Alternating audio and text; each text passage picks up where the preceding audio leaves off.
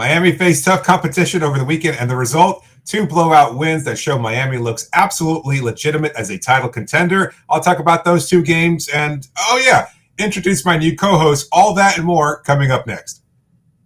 You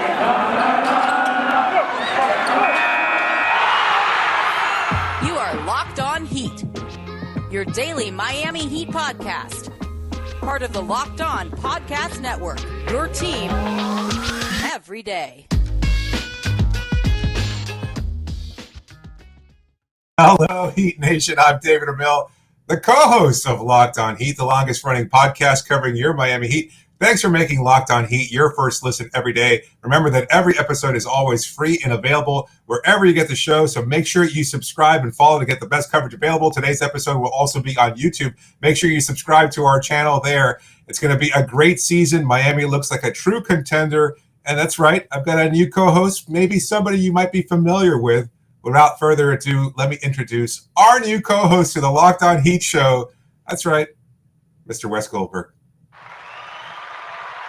Let's do this. Yes, let's do this. We are back. Yes, that's right. Everybody's been calling for it. It's the chemistry still there after all these years. We cover the Heat. We've been covering the Heat longer than anybody. It's been a fantastic run. And even though you've been periodically showing up as a guest, now you get to talk about this full time. It's fantastic.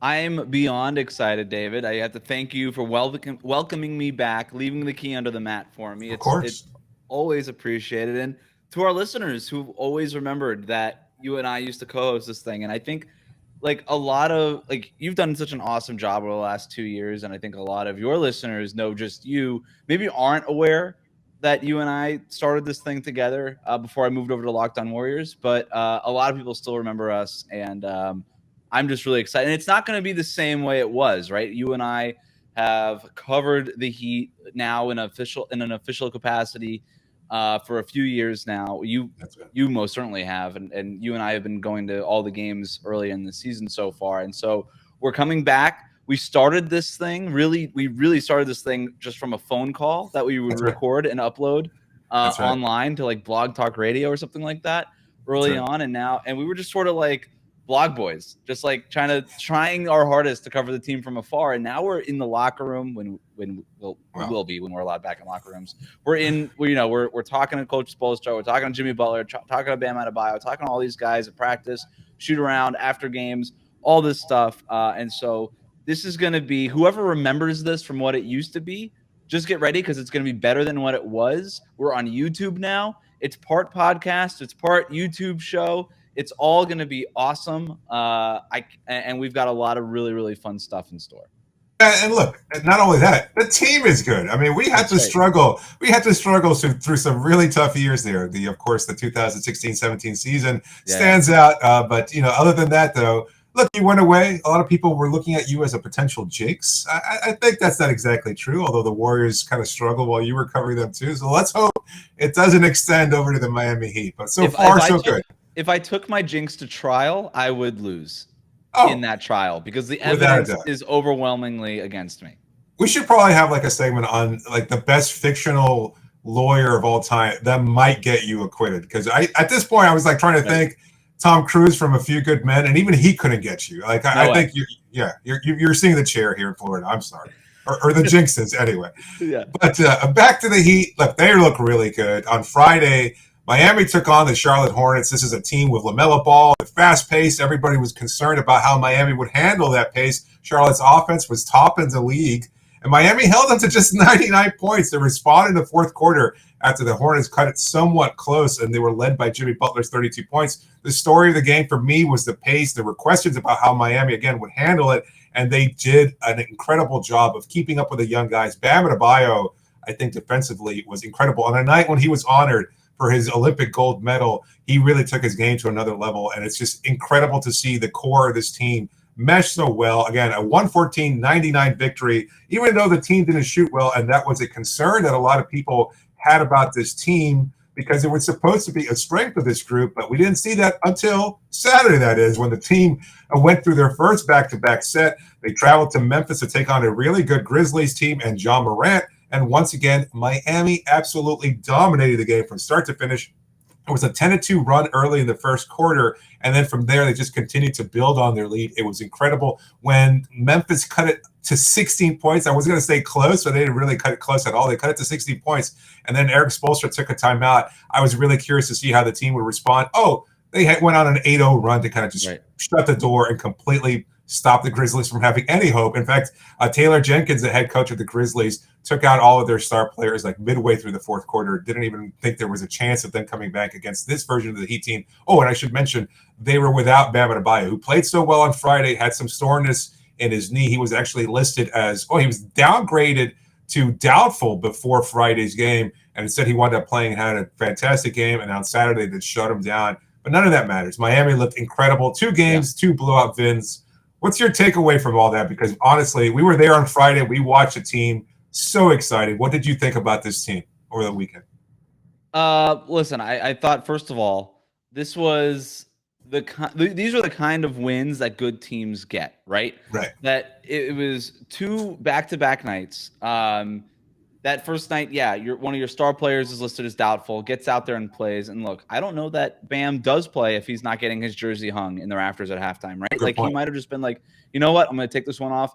Maybe I'll be ready by Memphis. He had an awesome game against the Hornets, and Miami keeping, not just limiting a great offense in Charlotte's, but also keeping the pace down, like dictating the pace of the game, dictating the identity of that game. And that's what the Heat have done all season long, right? Is that they know how they want to play, and then they play that way. They're not playing up or down to an opponent, whether it's Milwaukee, Brooklyn, Charlotte, Orlando, doesn't matter. They play their game. And that is so much the signature of what is a good team that knows exactly what they want to be. And with so many new pieces, it's pretty remarkable that the Heat are this ready to go, like just right out the gate. Like they have an identity, they have chemistry, there's a plan in place, and they execute that plan so well, especially when Kyle Lowry's, they have yet to lose a game in which Lowry has played.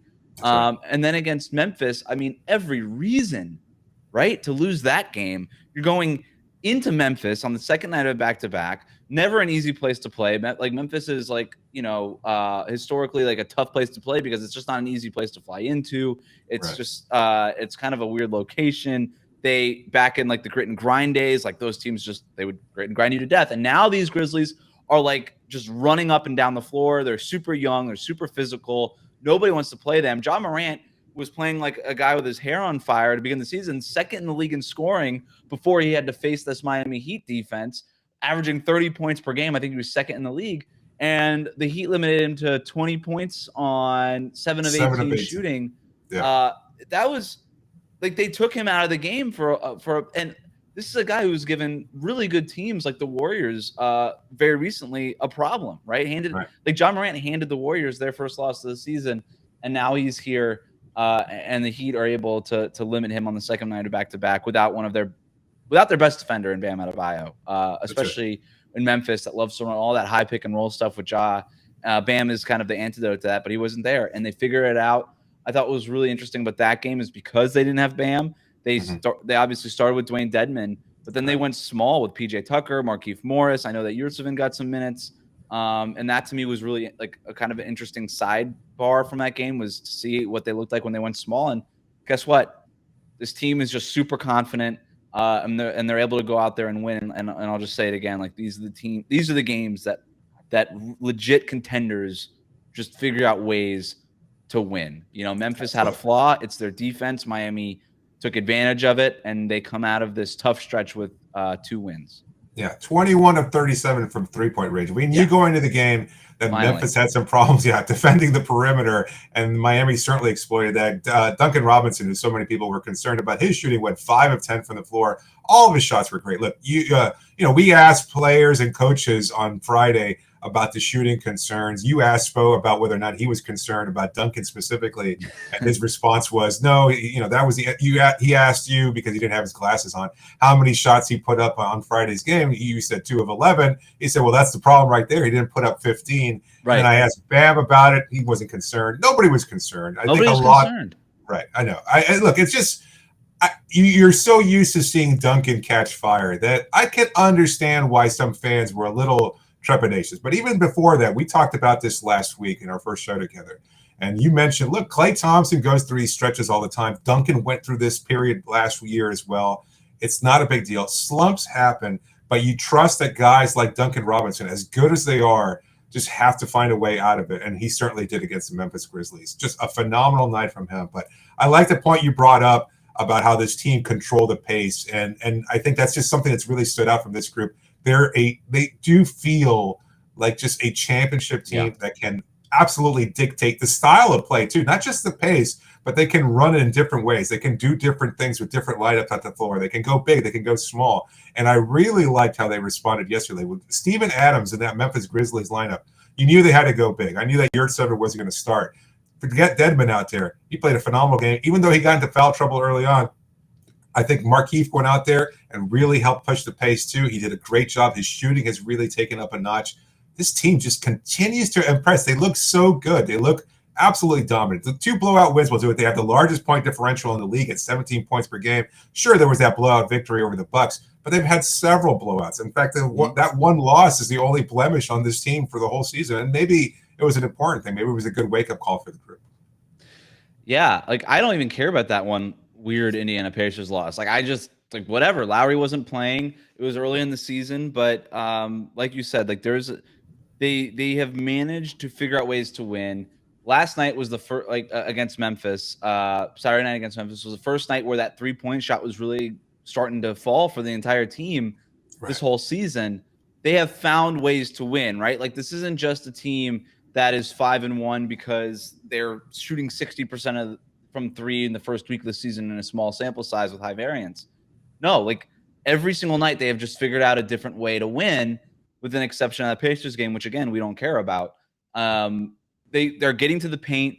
They are figuring out ways to score when they can't score from 3-point range.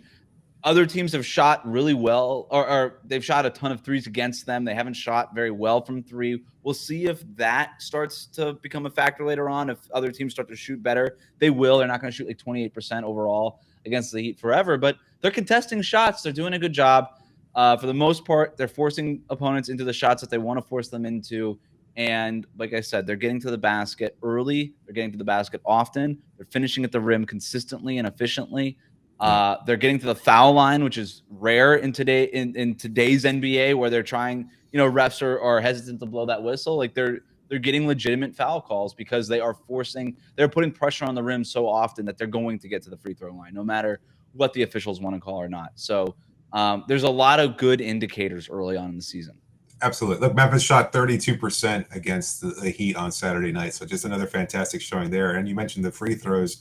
Well, one player in particular has certainly got a lot of calls, as you expect him to do. That's Jimmy Butler. We'll talk about his MVP case in the next segment. But first, did you know that the job market is filled with once-in-a-generation type talent? So how is your organization going to put together an all-star team? Your front office needs an all-star roster. What you need is Indeed. Indeed is unbelievably powerful as a hiring partner when you can attract, interview, and hire all in one place. With Indeed, you can get all the candidates you need. They can hire the right people right away. They can help you with every step of the hiring process. You can find talent with the skills you need through tools like instant match assessments and virtual interviews. I've used Indeed before when I was tasked with the process of having to hire somebody, and believe me, it's so much easier to use a company that you trust. You know that you're going to find the right candidates. You can just assign the right kind of skills test so that you make sure that you find the right person for your job. You can interview them all via Indeed. It's such an easy process. And right now, if you go to Indeed.com, you get a $75 job credit. That's right, $75 at Indeed.com/lockedon. Indeed.com/lockedon. The offer is valid through December 1st. Terms and conditions do apply. If you need to hire, you need Indeed. So we were talking a little bit about Jimmy Butler because he's cropping up as the MVP candidate for some people around the league, and he's been phenomenal. 32 points against the Charlotte Hornets on Friday, 27 points to lead all scorers against the Memphis Grizzlies on Saturday, 17 of 18 from the line. Like, he is getting the calls and he is knocking those down at an unbelievable rate. I'm a little surprised that he's getting as many calls. And I had made a point last week when I thought that maybe he wasn't necessarily, looking for calls. He wasn't hunting them, but he certainly wasn't finishing at the rim at the rate that we expected him to. So I was wondering whether or not that kind of, not necessarily, again, hunting for calls, but whether or not he was looking to get those superstar calls and not getting them over a couple of games there, whether or not it would throw him off. He responded with 2 fantastic games on Friday and Saturday. But you wanted to talk about his MVP case specifically because, well, I mean, he's been phenomenal. What is it about Jimmy's game so far that you think makes him an MVP candidate? Well, he's doing it at both ends. I mean, you mentioned the averages there, and he's scoring better than he ever has. The Kyle Lowry effect is so extreme that now you're getting Jimmy Butler off the ball. He's not basically being your pseudo point guard, having to facilitate. And I think one of the knocks against Jimmy last year was he just seems too unselfish, right? Like he's passing up open layups, open drives, he's getting guys involved, but he had to, right? Like he was sort of the de facto point guard in that starting lineup. And he was sort of like, again, like this point forward, the way that you'd expect a LeBron to be. And I think he was trying to figure that out, but I don't think that that's Jimmy Butler's natural. I think he's naturally unselfish, but I don't think he's naturally a playmaker in that way, right? Like I think he's more Kawhi than he is LeBron, right? He's not a 6'8", 6'9" point guard the way LeBron is. I think he is sort of a mid-range assassin. That's where his bread is buttered. And now that Lowry is there to be your traditional point guard, to get the offense into gear, to set things up in that way. And we've, Kyle Lowry hasn't been a primo scorer early on this season because he's so focused on that. But guess what? Jimmy Butler is out here scoring. Bam Adebayo is out here scoring. Tyler Herro, obviously, out here scoring. And what Jimmy Butler has done, not only because the Heat are 5-1, tied for the best record in the Eastern Conference right now, with 2 huge wins against Brooklyn and Milwaukee, which, by the way, like the national media just doesn't want to talk about. Like I thought for sure that would be a talking point. And it's not like the Heat are a team that the national media ignores. Like that was weird to me. Like you're getting obviously you're going to talk about the Lakers. You're going to talk about all the mess that's going on in Brooklyn and Philadelphia. Sure. And maybe that's why, because even in a 24 hours news cycle, you still only have so much time and that stuff is so dramatic. But like, right.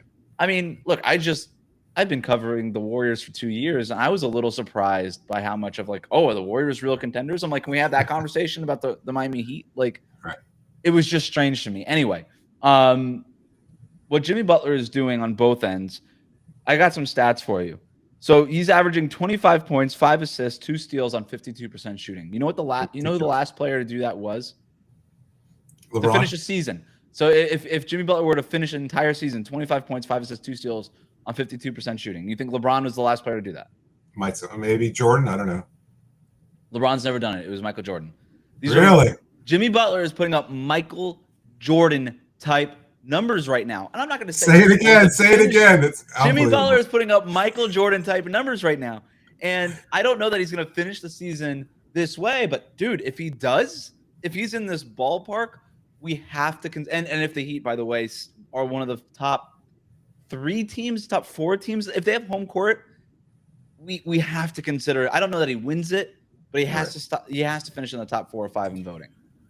Well, that's the problem. And I hate doing this because I want to jump into that boat just as much as anybody, but I have to play the devil's advocate role here because I just don't think that this team is going to generate those kinds of conversations around the league. To have so little national coverage, I think that hurts his case. I think Jimmy prefers that way. That's the fuel that he's going to need in the playoffs. It's like, oh, you didn't think I was an MVP candidate? Well, let me shut down your MVP candidate, and then we'll see what's up. That kind of motivates him. He doesn't care about those kinds of awards. He likes that recognition like any player would, like any human being would, but at the same time, that's not what drives him.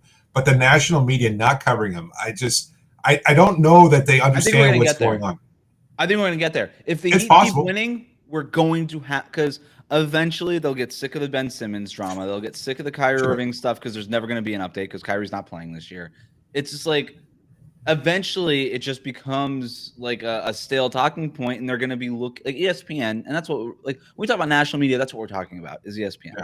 Yeah. And maybe they've got that same kind of window as Pat Riley does, where they're kind of using 20 games as a barometer for actually how to measure how good this team actually is. Maybe because the team's leading the league in defense. Their offense is through the roof.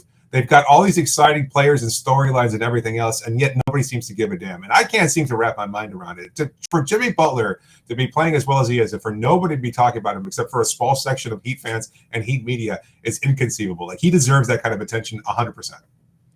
Yeah, and I don't know if it's because the Heat aren't like thought of as like a fun to watch team, but they're beating all the fun to watch teams, right? They just beat Yeah. Charlotte, which is like top 5 in people's league pass rankings. They just beat Milwaukee, who is obviously fun to watch because of the Giannis factor. They beat Brooklyn, fun to watch. Like, at some point, people have to. The one thing that's hurting Miami is that they don't have a ton of nationally televised games this year. That is a factor. But at some point, if they keep winning, the national media does like those kinds of storylines. Who is this dark horse contender? Who is gonna upend Milwaukee, Brooklyn? Who is gonna be that dark horse? And if the Heat keep doing what they're doing, they are going to be that team.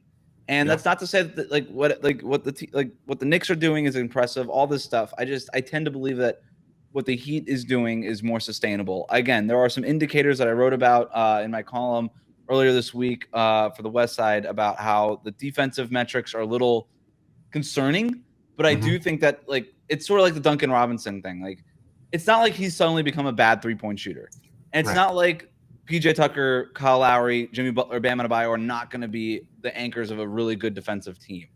I'm not that concerned about any of that stuff. So the defense is going to stay. I think the offense has an identity, and if Jimmy Butler keeps playing this way at an MVP level, which he is, then this was the Jimmy Butler, right, that got the Heat through the bubble. So if he's playing like this, I think the Heat can beat anybody on any given night. And when you're that kind of team and you're winning games that you're not supposed to win, like the Memphis game, like even the Charlotte game to a certain degree, like those are just really good indicators for a team that's going to be able to be a sustainable winning organization for an entire season. Now, you talked about the lack of national coverage, but they've been on national TV 3 games, right? The season opener against the Bucks was an ESPN game last night. Yeah, a Charlotte game was on ESPN. Although LaMelo Ball, for whatever reason, took the bulk of the coverage there. He was absolutely shut down by Jimmy Butler, who started off the game guarding LaMelo. Do you think like a Saturday night game though counts? Like, I want that Tuesday night, Thursday night, like prime time. That's what I want. Like these Saturday night games against like Charlotte, I don't know, man. Or like the Friday night games, Saturday night games, like that doesn't count as much. Let me ask this. So what's the biggest argument against Jimmy doing it? Because to me, I'm looking at it from that kind of outsider's perspective, and the fact that so much of this offense has changed because of Kyle Lowry certainly brings a huge factor into consideration here. Is that Lowry's made this team better, and you can kind of dismiss what Jimmy's doing as well. He's only playing this well because they brought in Lowry to begin with. So doesn't he take away some of the MVP shine? And then you look at what Bam does defensively, and he certainly merits consideration. Like I'm perfectly happy with sweeping the awards there for Coach of the Year, Executive of the Year, MVP, Sixth Man, and Tyler Herro, and Defensive Player of the Year, and Bam Adebayo. Right now, I think they're all completely deserving. I don't think it's likely, but I think we've seen over time that you have to have the right narrative building. And I absolutely agree with you. The Heat have to be a top 2 team in the East in order for Jimmy to get any kind of real consideration as an MVP candidate. I think if they're top 4, I think that'll be like he'll get votes, right? But probably won't get consideration for winning MVP. But he'll get like a lot of 3rd, 4th, 5th place type of votes if they've got home court. But no, I think the biggest thing against Jimmy Butler is just that it's so early in the season. I mean, that's really the only thing I could think of because he's doing it. This would be like when Kawhi was getting MVP votes the year that James Harden won, or was it Westbrook? Russell Westbrook, yeah, Westbrook, the triple-double year. And so he's not going to average 30 points a game. He's not going to average 27, 28 points. He's just not. That's not his game. But he's doing it on both sides. For example, like you look at the top 12 scorers in the NBA right now, and I've got it pulled up in front of me. So Jimmy Butler is 12th in the league at 25.3 points per game. Steph Curry is tied with Ja Morant at 28.7 points per game for number 1 scorer in the league. So it's really not – we're talking about like 3 points per game, which is a substantial amount, I guess, in the balance of an entire season. But early in the season, it's still a small sample. Still, you look at the plus-minus for these guys that are in the top 12 in scoring. It's Steph is a plus 10 so far this year. And he's, it's Steph Curry. He's probably going to end up getting MVP votes. Sure.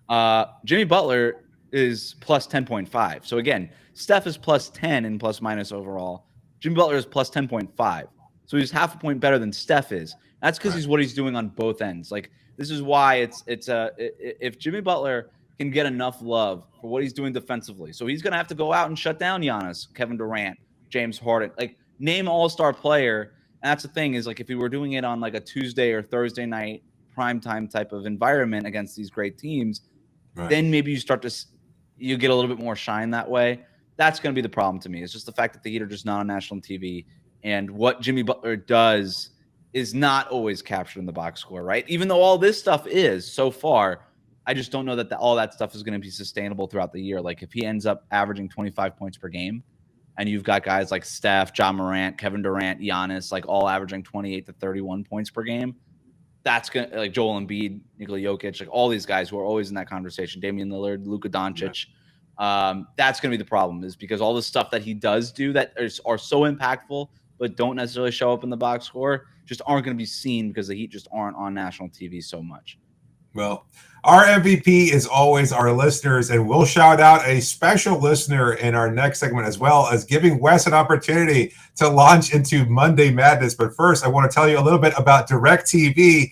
Let me tell you, it's an easy way to get all the entertainment you love without the hassle. DirecTV Stream brings your live TV and on-demand favorites together like never before, which means you can watch your favorite sports, movies, and shows all in one place. And the best part, there's no annual contract, so stop waiting and get your TV together with DirecTV Stream. You can learn more at directtv.com. That's directtv.com. And right now, look, it's Halloween. We're recording this on a Sunday. I know a lot of people are eating candy. If you're parents like I am, you're probably deciding what to do with all that chocolate in your house. Well, give it away, take it to work, take it somewhere else. But if you want to indulge in a delicious treat, then Built Bar is the way to go, because they're soft, easy to chew, and 100% covered in chocolate. Such great flavor. You don't have to sacrifice any of the flavor, but you get all the nutrients that you might be looking for in a protein bar. So many delicious flavors to choose from. And if you can't choose, you get a mixed box with 2 of all of the flavors available. You can't go wrong with Built Bar. Again, soft, easy to chew, delicious, and good for you as well. Fits all kinds of diets. And if you go to built.com right now and use the promo code LOCK15, you get 15% off your next order. That's built.com. Use the promo code LOCK15 and get 15% off your next order of Built Bar.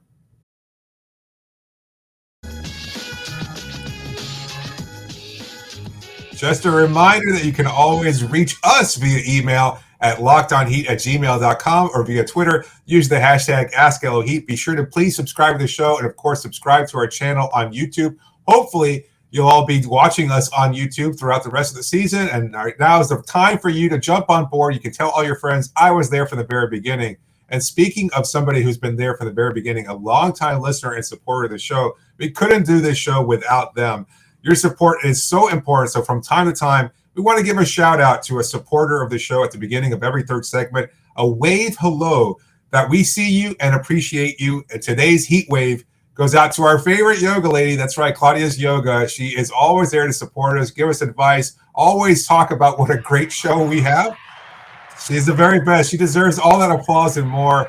If you want to be our listener of the week, make sure you keep supporting the show and do what you can, reaching out, sending in great questions, and always use that hashtag AskLOHeat. Wes, your thoughts on Claudia? She's been here literally since we started this show, talking about how you and I started this show, like in 2013.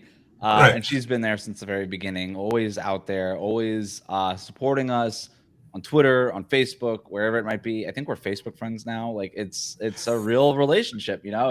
And just when I was, when we were sort of dropping the seeds that I was coming back, she was right there, just saying like, "Oh my God, can't wait for Wes to come back." All this stuff. So yeah, just these are the kinds of listeners that make doing this really, really worth it. And we have so many. I mean, look, it was tough for us to decide, but we're gonna get to all of you, believe me, because there are a lot of you, and we appreciate everything you do. But Wes, now we got to flip the script a little bit. We were happy, we were supportive, we were thanking our supporters, but now is the time to let go a little bit, vent a little bit, and let go of some steam, because it's time for Monday Madness. Last week, I introduced that segment. I think it's fun to kind of get it off your chest, especially if you've got a tirade that you want to launch into. This is your opportunity now that you're a co-host of the show. Let me have it. Let us all have it. Let's hear what you've got to say about Monday Madness. All right. So you covered this topic a little bit last week, but I understand that, but I gotta get off my chest, man. I can't stand it. This Duncan Robinson stuff. Yeah. All right. Hey, guys, calm down. You know that Duncan Robinson started the season in a shooting slump. You know what? You want to trade him? Go for it. You want to trade one of the best 3, 4, 5 shooters in the 3-point shooters in the NBA? Have at it. That's why you're not the general manager of the team. This is why you're not Andy Ellisberg. This is why you're not Pat Riley. You know what didn't happen? Duncan Robinson just suddenly not being able to shoot threes. Just because you're in a shooting slump doesn't mean that you can't just shoot threes at all. This is classic regression to the mean. This is what we're going to see. We had a nice night from Duncan Robinson on Saturday. We're going to have another nice night. You know what happens when a shooter like Duncan Robinson of his caliber starts the year off in a shooting slump? You get that snap back to the average. So what's going to happen a month from now is we're going to talk about Duncan Robinson being in the middle of like a 24 for 26 from three-point range streak and be like, oh my God, is he the greatest three-point shooter we've ever seen? Like, that's the conversation that people are going to want to be having. You know what's not going to happen?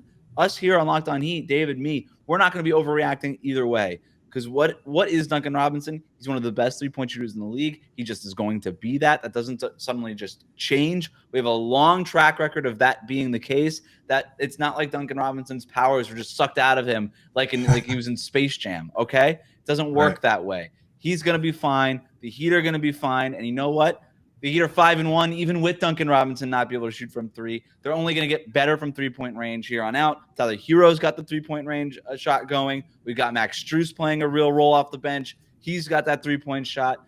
It'll be fine. All you people that want to trade Duncan Robinson, stop it. Get him out of your trade machine. It's not worth it. He's a great player, and yeah, he is worth the contract that they gave him. That's what you pay a starting shooting guard in today's NBA. I don't want to hear it anymore. Enough with the Duncan Robinson slander. It won't be tolerated here on this program. Well said, and very angrily. Gotta love the rage there. Now, two questions to follow up there.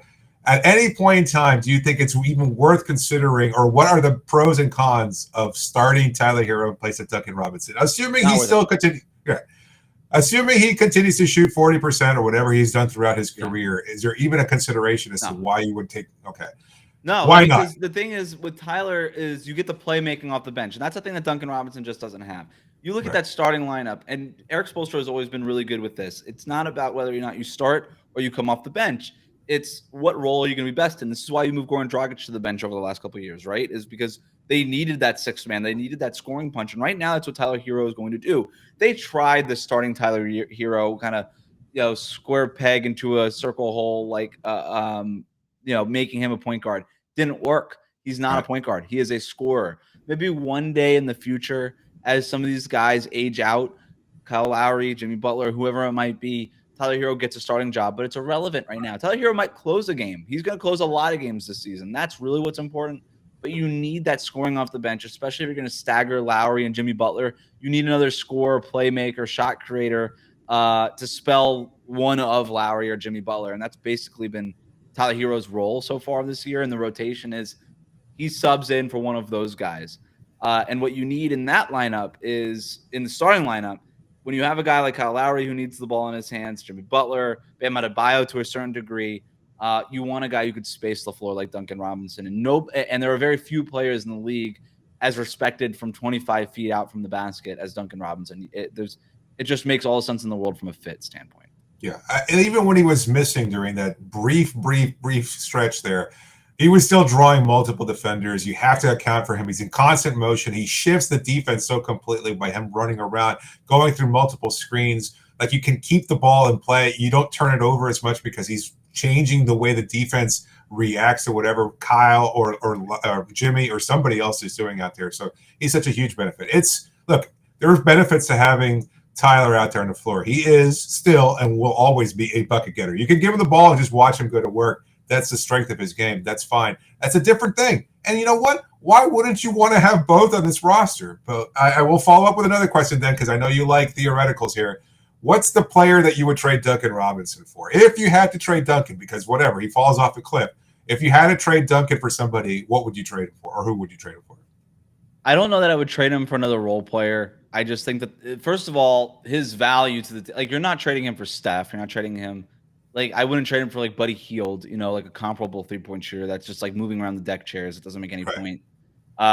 So I wouldn't trade him for anything other than a move for a legit all-star, as part of a package.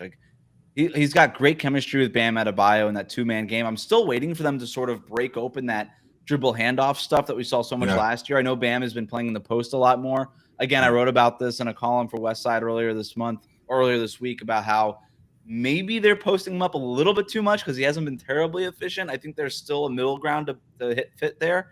And maybe that middle ground is a little bit more dribble handoff stuff.